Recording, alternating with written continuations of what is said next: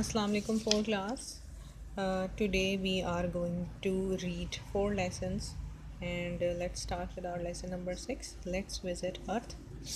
इस यूनिट में उन्होंने बताया है कि दो एलियंस हैं यानी स्पेस की मखलूक हैं जो कि ज़मीन पर आए हैं और वो ज़मीन को ऑब्ज़र्व कर रहे हैं। साथ में वो जो भी ऑब्ज़र्व कर रहे हैं वो अपनी डायरीज़ में लिख रहे हैं। Tuesday, Wednesday, Thursday, Friday, Saturday, Sunday 6 दिन वो ज़मीन पर रहे हैं यानी अर्थ प्लैनेट पर आए हैं और उन्होंने बहुत कुछ ऑब्ज़र्व किया है।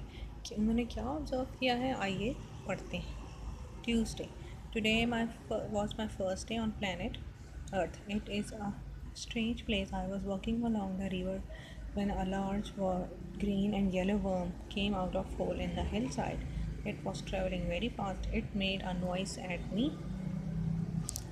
as it went by where a lot of people were waiting. It slowed down and stopped. Then it ate all the people. यहाँ पे वो ये बता रहा है कि ट्यूसडे वाले दिन वो उसका ज़मीन पर पहला दिन था और उसे वो एक अजीब सी जगह मालूम हुई। वो दरिया के किनारे चल रहा है जहाँ पर उसको अपने साथ एक ग्रीन और येलो कलर का वर्म एक बहुत बड़े होल में से निकलता हुआ दिखाई देता है जिसकी आवाज़ बहुत ऊंची है और उसकी रफ्तार बहुत तेज़। और वो एलियन लिख रहा है कि वो उस वर्म को फॉलो कर रहा है।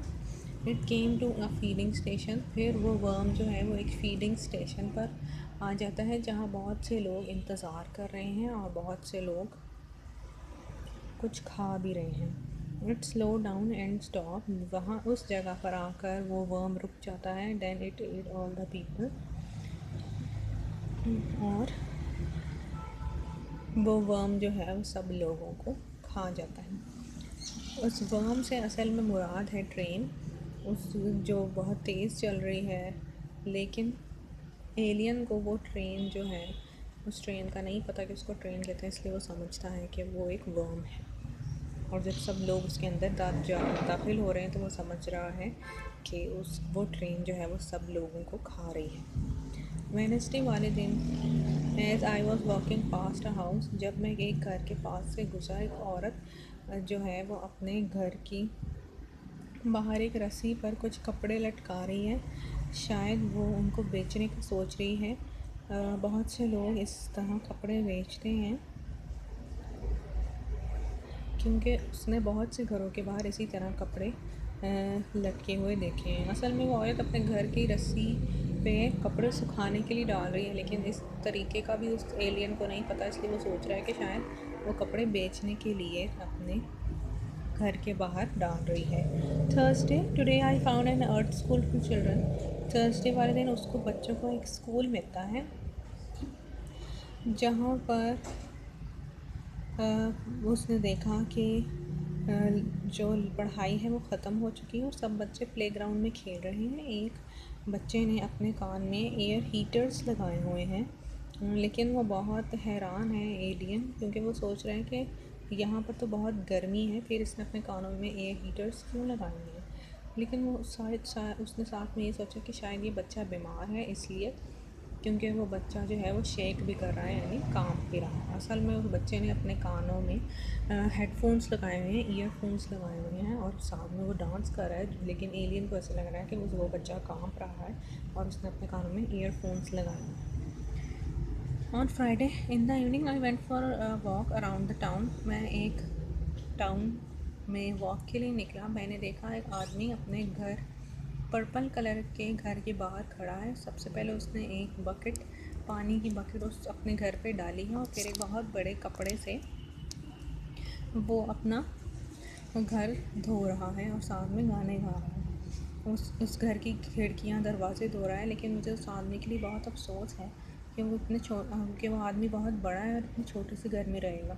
असल में वो अपनी गाड़ी धो रहा है, लेकिन एलियन को लग रहा है कि वो उसका घर है। Saturday, today I went to a seaside. मैं समंदर के किनारे Today I went to a seaside. People were walking along a broad street along beside the sea, eating different kind of food. I also saw some spaceship around in the air while one man was eating one spaceship flew down. आज मैं समंदर के किनारे आया हूँ और बहुत से लोग जो हैं वो एक बहुत चौड़ी गली के साइड पर बिसाइड द सी यानी समंदर के किनारे एक बहुत बड़ी गली है, वहाँ पर सब फिर रहे हैं और बहुत सी मुख्तलिफ़ चीज़ें खा रहे हैं। असल में वो गली नहीं है, वो बीच है। Sunday today is a rest day for earthling. जो संडे का दिन है वो ज़मीन पर रहने वाले लोगों के लिए रेस्ट का दिन है। बहुत से लोग जो हैं वो एक इम्पॉर्टेंट बॉक्स को स्टेयरिंग कर रहे हैं यानी घूर रहे हैं। वो इम्पॉर्टेंट बॉक्स जो है वो मुख्तलिफ़ आवाज़ें निकालता है और कुछ तस्वीरें भी दिखाता है। कुछ लोग उस इम्पॉर्टेंट बॉक्स को देख के हंस रहे हैं और एक बच्चा जो ज़मीन पर लेटकर उसको घूर रहा है। असल में वो टेलीविज़न है और एलियन को उसका नहीं पता, इसलिए वो ये समझ रहा है कि वो एक इम्पॉर्टेंट बॉक्स है। नेक्स्ट चैप्टर पर आ जाइए। नेक्स्ट चैप्टर का नाम है वेडिंग्स। वेडिंग्स मतलब शादियाँ। इसमें एक वेडिंग का सिनेरियो है जिसमें उन्होंने बताया गया है कि एक सुबह मैरी की शादी का दिन की सुबह अंकल स्टीवर्ट ने सोचा कि वो अपनी खूबसूरत सफ़ेद गाड़ी में पेट्रोल डलवा लें। जब वो घर की तरफ जा रहे हैं तो उन्होंने देखा कि आसमान पर बहुत सारे काले बादल हैं और उनको ये लग रहा है कि बारिश होने वाली है। मैरी जो कि दुल्हन है और अपना सफ़ेद लिबास पहने खड़ी है, उसकी आंटी सोफ़ी उसकी बाल बनाने में मदद कर रही हैं और उसको कह रही हैं कि तुम बहुत खूबसूरत लग रही हो। अचानक उन्होंने देखा कि बहुत ज़्यादा तेज़ बारिश हो रही है। द ब्राइड ग्रूम जोनाथन, जो दूल्हा है जिसका नाम जोनाथन है और उसका दोस्त मार्कस, वो एक होटल में रह रहे हैं जो कि मैरी के घर के बिल्कुल पास है। While they were getting ready for wedding, ताहम वो दोनों भी शादी के लिए तैयार हो रहे हैं। Marcus look out of window and said, "oh no, look at the sky." Marcus जो है वो खिड़की से बाहर देख रहा है और कह रहा है कि देखो बहुत ज़्यादा बारिश हो रही है। We must leave for the church at once. हमें चर्च के लिए फ़ौरन निकलना चाहिए।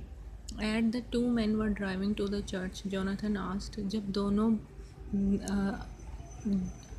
चर्च की तरफ रवाना हो गए हैं, जोनाथन ने अपने फ्रेंड से पूछा कि तुमने वेडिंग रिंग्स ले ली थी, लेकिन मार्कस ने कहा कि मैंने ही सोचा कि शायद तुमने उठा ली। लेकिन जोनाथन उसको कह रहा है कि मैंने तुम्हें सुबह में दी थी, तुम्हारे पास होनी चाहिए। तो मार्कस उसको कह रहा है कि शायद मैं होटल रूम में ही छोड़ आया हूँ, हमें वापस जाना है और वो रिंग्स लेकर आऊँ। जोनाथन ने अपने दोस्त को कहा कि मैं लेट नहीं हो सकता, तुम होटल जाओ और वो वापस रिंग्स लेकर किंग्स रोड